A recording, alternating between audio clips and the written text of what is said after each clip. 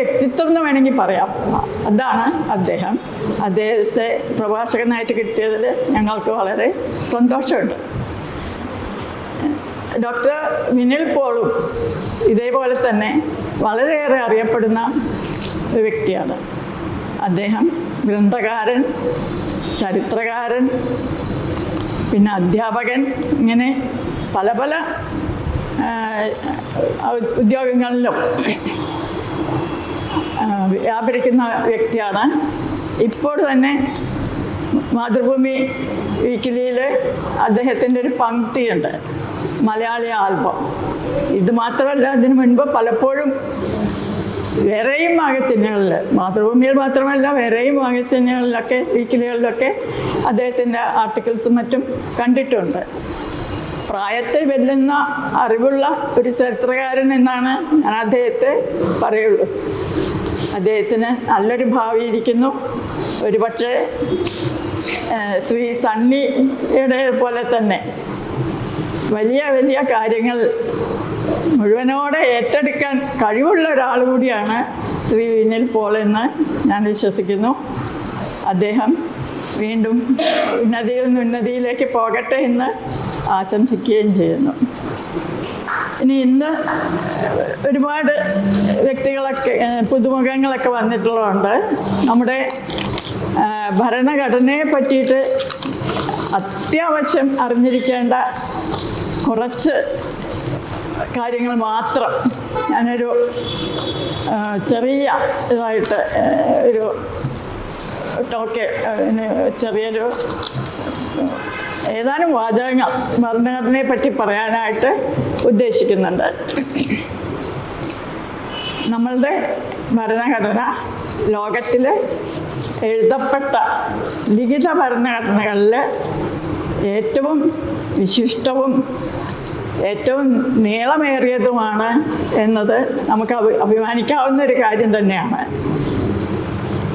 1950 ജനുവരി 26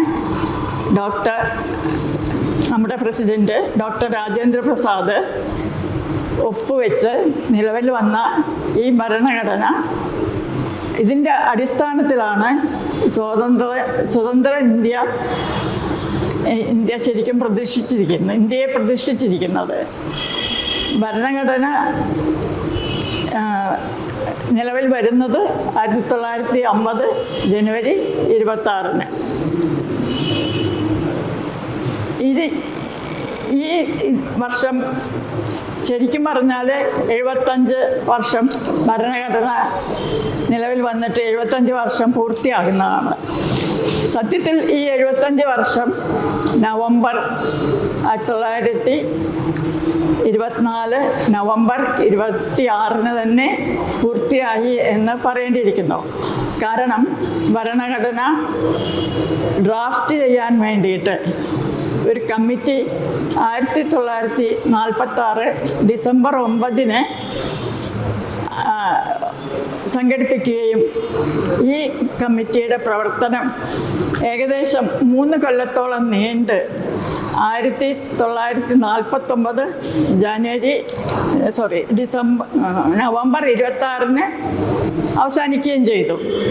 അങ്ങനെ 1949 നവംബർ 26 അവസാനിച്ച ഒപ്പിട്ട് നിലവിൽ വന്ന ഈ അംഗീകരിച്ച ഈ ഭരണഘടന വാസ്തവത്തിൽ നടപ്പിലാക്കിയത് 1950 ജനുവരി 26 ഈ ഭരണഘടനയിൽ മറ്റ് സ്ത്രീകളും കൂടി ഭരണഘടന ഉണ്ടാക്കുന്നതിൽ പങ്കെടുത്തു എന്നുള്ളതാണ്.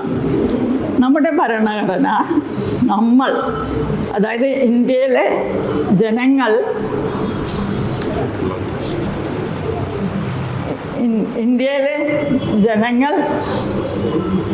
നമ്മുടെ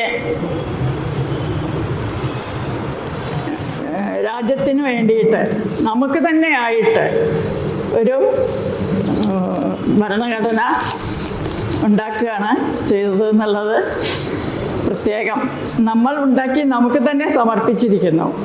അതിൽ പ്രധാന ആശയങ്ങൾ സ്വാതന്ത്ര്യം, സമത്വം, സാഹോദര്യം, നീതി, ഇതിനെയൊക്കെ അടിസ്ഥാനമാക്കിയിട്ടുള്ള ഒരു ഭരണഘടനയാണ് നമ്മൾ ഉണ്ടാക്കിയിരിക്കുന്നത്. പിന്നെ ശ്രേണീകൃതമായ അസമത്വത്തെ നിലനിർത്താൻ ശ്രമിക്കുന്ന പാരമ്പര്യ മതവ്യവസ്ഥിതിക്ക് പകരമായിട്ട് മതേതരത്വം കൂടി അതിൽ ചേർത്തിട്ടുണ്ട്. സമത്വം, സാഹോദര്യം എന്നിങ്ങനെയുള്ള ആശയങ്ങൾക്ക് വളരെ